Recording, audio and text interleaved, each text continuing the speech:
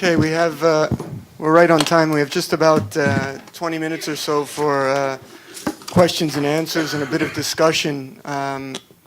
So, if I can, Frank, if I can ask you to join us here at the dais. How can you recover? Sorry. As you say, it was just 1% of the disaster, but it was quite impressive and putting at least the framework of the disaster. And thanks for your presentation. My question is about actually that, that example was quite interesting. Those 6 years old children and each of them drawing different flags and so forth. I also have been in Kurdistan and focused on particularly Yazidi political identity. And I am so much curious, what do you think? Because that kind of mass is not just a matter of 6 years old children. Also the elder ones, I mean the Yazidis, adults are also quite confused with their political identity. Just simply put, I'm interested also to hear what you think about just simply your observations in terms of the political orientation of the Yazidis after the genocidal attacks, ISIS genocidal attacks. Thank you. Maybe what we'll do is take a few questions and then go through the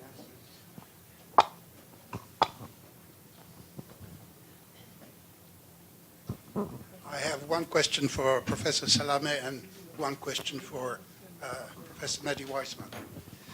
You evoked the quotation fin de race. Fin de race. And I was impressed because neither Christianity nor Arabism is a race. And I asked myself, maybe it was mistaken for the Arabitude of the Christians. And the question is, how Arab are the Christians? And has this altered before they were canaries and after? That's my question. Before they were canaries in the mine. Oh, canaries. Canaries in the mine, okay? For you, if I can remember, I was impressed by the way you presented it, evoked in me linkage to the Kurds. Very intimate. Here is an ethnicity dispersed in a kingdom and a republic, not necessarily concentrated so that territoriality does not come in, whereas in the Kurdish situation it does. And to the extent that the Amazigh do not claim territoriality, they have a chance to survive as quasi-citizens of whatever they are. The dilemma is, will they be allowed? Because otherness has a space of its own. You don't have to be territorial. But as an other, in the mind of the observer, you have a space of your own and you're not us. You're another. The problem with the Kurds is that this is so intense because they're territorial. And they are divided among themselves. There's the Syrian, there is the Iranian, there is the Turkish, there is the Iraqi. And there's no way that these people are going to get together.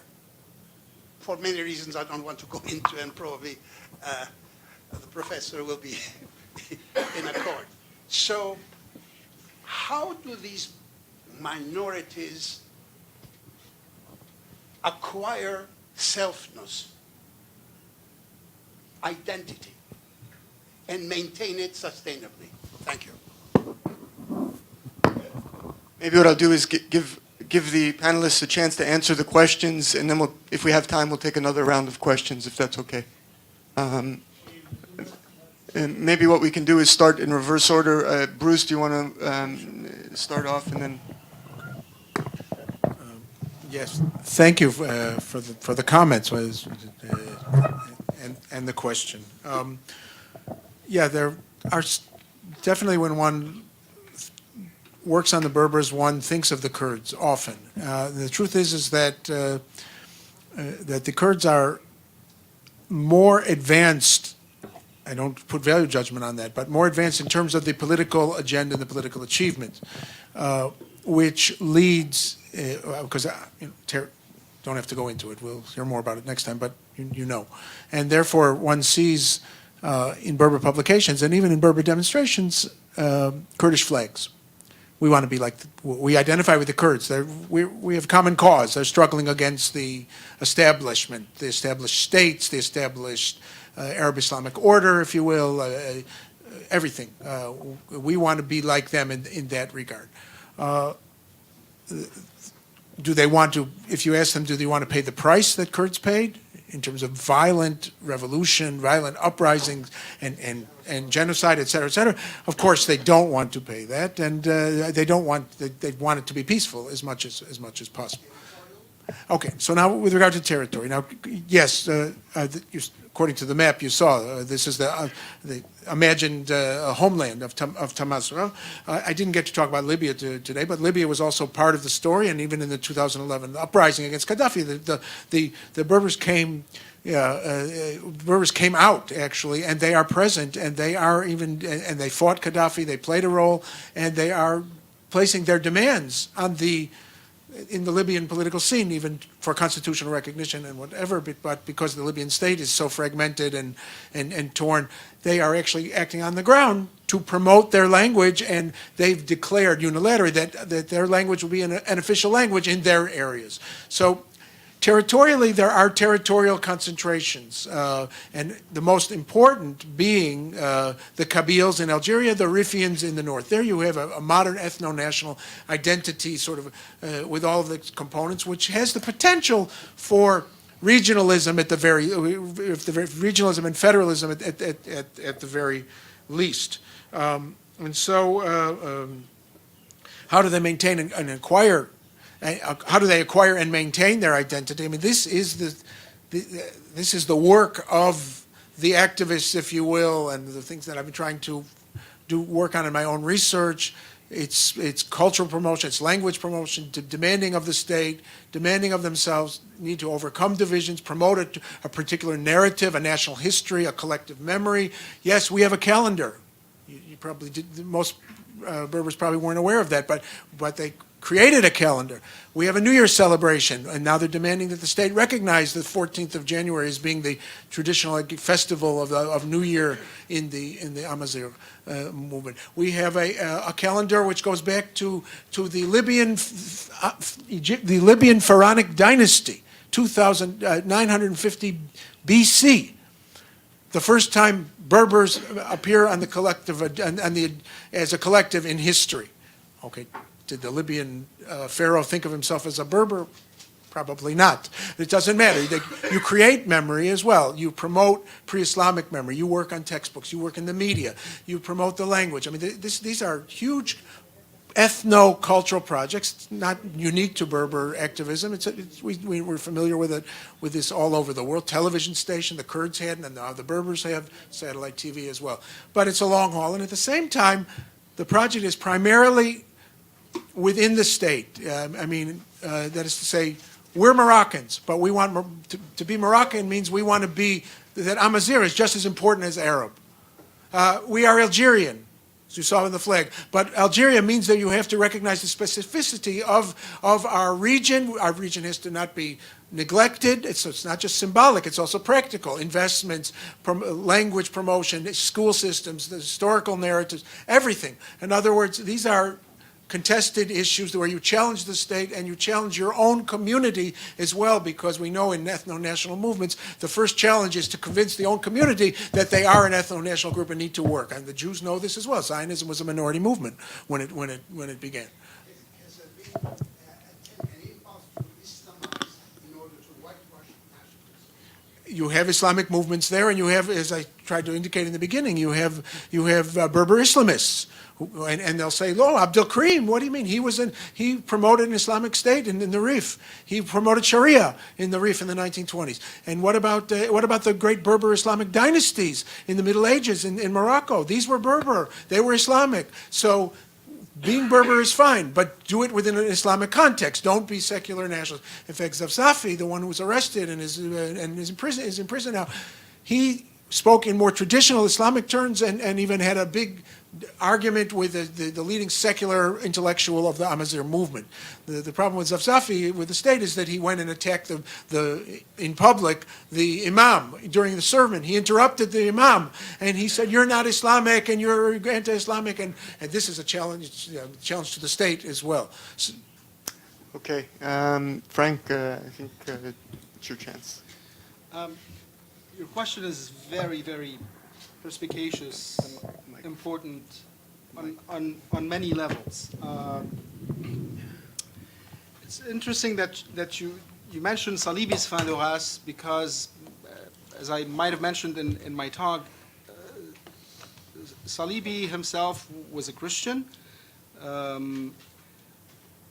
but was not particularly enthralled with the idea of a Christian Lebanon. He did not make the case, at least later on in his life. But this morning I was accused of being someone who writes on the Phoenicianist movement.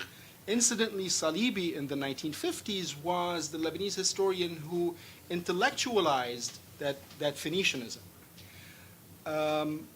With the beginning of the civil war in Lebanon, he sort of revised his views, and this is when Salibi began being sort of an anti-Maronite intellectual, and he wrote his famous book, A House of Many Mansions. I call him a historian of many intentions, because he was initially not only a Phoenicianist, but he intellectualized the idea. He turned against it later on in his life. I mention this because that's what makes him important by mentioning this fin de race. And I think he used it in the sense of, 17th, 18th, 19th century French voyageurs who came to the Levant and defined these people as des races. So they would refer to the Maronites not as a religious group, nor the Copts as a religious group, but as a nation as such. And in their writings, the French use nation and race interchangeably. Right. So that's the sense in which Salibi used the fin de race, not as Christians collectively, but as pre-modern national churches. So this is the end, he's saying, of these pre-modern national churches: the Copts, the Assyrians, the Chaldeans, the Maronites, and so on and so forth. Now, onto the issue of Arabité, Arabness, are the Christians Arabitude? Okay, even worse. That's a complicated matter. I don't think we have time. I have not recovered yet from your talk. I want you to be able to address the question, but let me be brief and say, Arab Christians, the term itself makes as much sense as the term Arab Jew makes sense. Okay, so I don't know if this will be lost, but Christians themselves do not, some of them do. The great majority of them, I would say, would take umbrage at that term. And that, as Lewis said, the term Arab itself is a modern invention, and it's difficult to define what is an Arab. It's even so more difficult to define what a Christian Arab is or a Jewish Arab. I argue that there were Arab Jews and Arab Christians, but those disappeared with the Arab conquest. So when you knew, as a medievalist, when you use the term Arab Christian, you're referring to the Christians of the Arabian Peninsula before the coming of Islam. After the coming of Islam, the fact that there are no churches today in Saudi Arabia, Kuwait, and so forth means that, they don't. Now, Arabized Christians, that's a different story, but we can. Okay, Lisa. If you would have asked me that question in Kurdistan, I would have totally refused to answer you because I'll always end up on the wrong side of the fence. But because we're here again, it opens a Pandora's box because you have to take the Yazidi people and then separate them into those from Shingal, from Sinjar, and those who are the Walatis. Because you're going to get a different answer if you're a Walati, i.e. you're a Yazidi who've lived in the villages of Kurdistan and are paid up PDK members and, you know, part of the Party Democratic Kurdistan, which my mahaz, my province, the Hawk, is exceptionally strong. If you're Shingali from Sinjar, you may, now that you've been in a tent for 4.5 years, courtesy of the KRG, now be PDK. You could still easily be POK. If you've been a member of the Iraqi army prior to fleeing Sinjar, you could well be aligned with Hashd al-Shabi. If you have no money and you're still living in Sadashte or Khanasor or Sanuni, and an Iranian militia were to come on the site and offer you $20 more than Hashd does, you'll go with them. So that is the very quick answer. And again, for the Yazidi people to have a unified front and a unified future and political influence, Toda Rabba, they need to become solidified on the political front.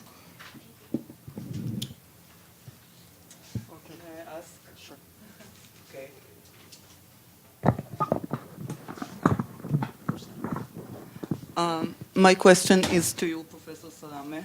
I don't profess anything to you.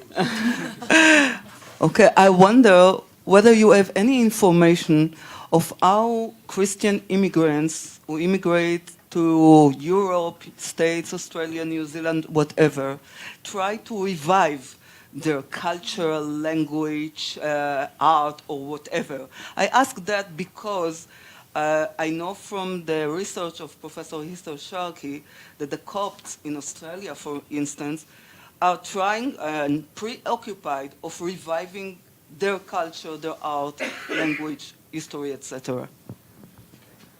Thank you for your question. Information is not complete on this, but there is a very vibrant linguistic revival movement in the diaspora. It began initially about, I would say, 20 years ago in Sweden, of all places, which has a large community of Syriac Christians from Lebanon. And the Syriacs initially, during the civil war in Lebanon, during the war that's called Civil War, 1975, 1989, belonged to the larger sort of conglomeration of militias, the Lebanese forces, and they were recognized at the time of being the fiercest fighters. It's a very tiny, very small, tightly knit community in East Beirut. One of the very few urban Syriac who have kept their language as a daily spoken language. They ended up almost immigrating en masse in the mid-'80s. There's actually a television satellite out of Sweden in Syriac and teaching Syriac.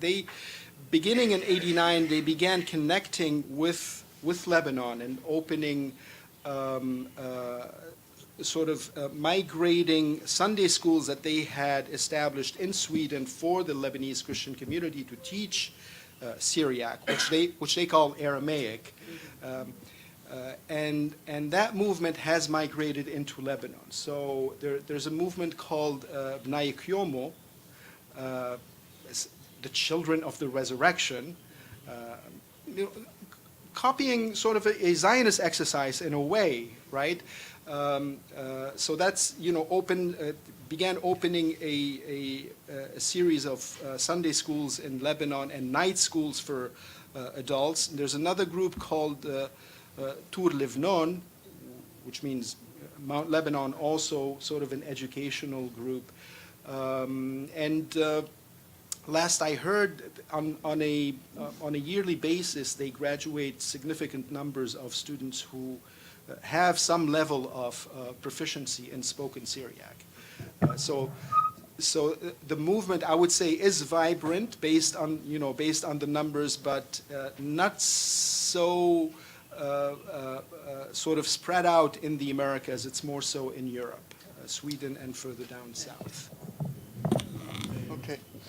Bruce, you wanted to add something? We're just about out of time. No, something else. All right. Are you out of time? Yeah. I hope you'll take this opportunity with me to thank the engaging panelists for a lively discussion.